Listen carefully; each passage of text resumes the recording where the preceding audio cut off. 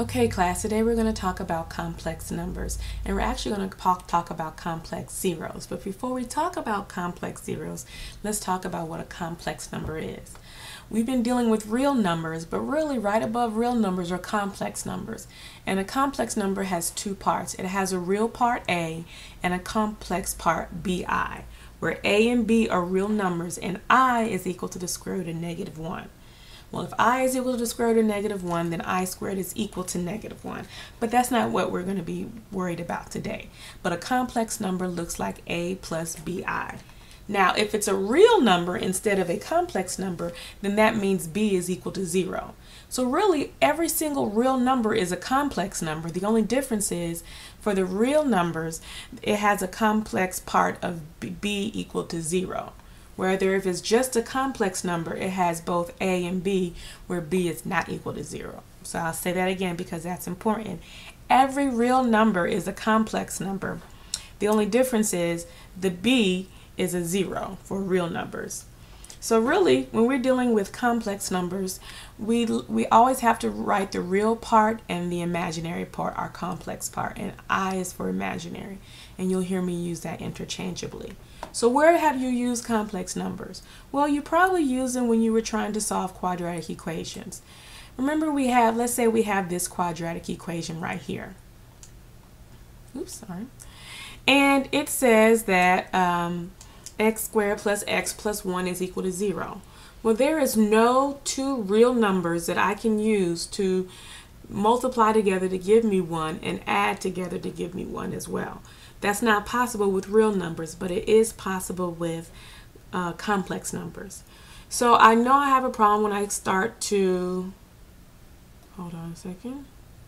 Okay, I know I have a problem when I start to do the quadratic formula, which is the method we always use to solve the quadratic equation. X is equal to the opposite of B plus or minus square root B squared minus 4AC all over 2A. And as we can see, it's substitute the A, the B, and the C for this polynomial or quadratic equation.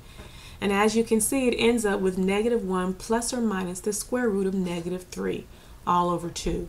And normally you would say there shouldn't be a -3 in that square root, and you'd be absolutely correct if we were only dealing with real numbers. But since if you remember I is equal to the square root of -1, I can rewrite the square root of -3 as the square root of 3 times the square root of -1, or the square root of 3 times I.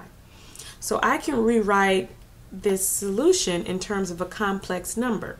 So really the solution now is the real part, which is -1/2, plus or minus the imaginary part or complex part, square root of 3 over 2I.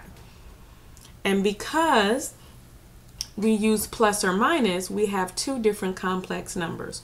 The first number is -1 over 2 minus the square root of 3 over 2I, and the second complex number is -1/2 plus the square root of 3 over 2I. So that means that we have two answers. And that's the great thing about complex numbers. There is a theorem in your notes that says if you have a polynomial that has a complex root or complex 0, then that means the complex conjugate of its of the complex number is also a 0. Well, what is a complex conjugate? Let's take a look. If A minus BI or A plus BI is a complex number, then its complex conjugate is A minus BI. Or if A minus BI is a complex number, then its complex conjugate is A plus BI. So what the theorem is saying is if I find that A plus BI is a 0 of the polynomial, then I can automatically know that A minus BI is also a 0 of the same polynomial. So it's kind of like buy one, get one free. In other words, for complex polynomials, the complex conjugates come in pairs. You can always get two. If you know one is a 0 of a polynomial function, then that means the other is also a 0 of the polynomial function. So let's take a look at this polynomial, x squared plus 4. Well, there is a theorem that says if you have a polynomial, you have at least one complex root. And in this case, because the degree of the polynomial is 2, that means we're going to have two zeros. And because of the theorem, we know we have at least one complex 0. So let's solve. Let's get x by itself. Well, x squared is equal to negative 4. We did this by subtracting 4 from both sides. So to figure out what x is, we take the square root of x and squared. In order to take the square root of x squared, we also have to take the square root of negative 4. Well, as our answer, we get x is equal to plus or minus the square root of negative 4, which can be written as plus or minus the square root of 4i, which can be written as plus or minus 2i, because the square root of 4 is 2.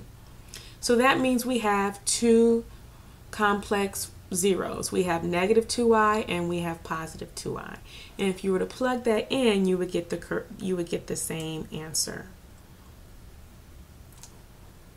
So in conclusion, we have been talking about complex numbers, and we can also been talking about complex conjugates.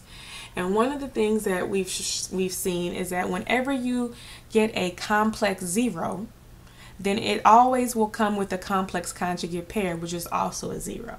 So it's a buy one, get one free. And you have to write complex numbers in terms of its real part and its imaginary part. And the imaginary part has the I, and the real part doesn't have the I. Okay, that's it.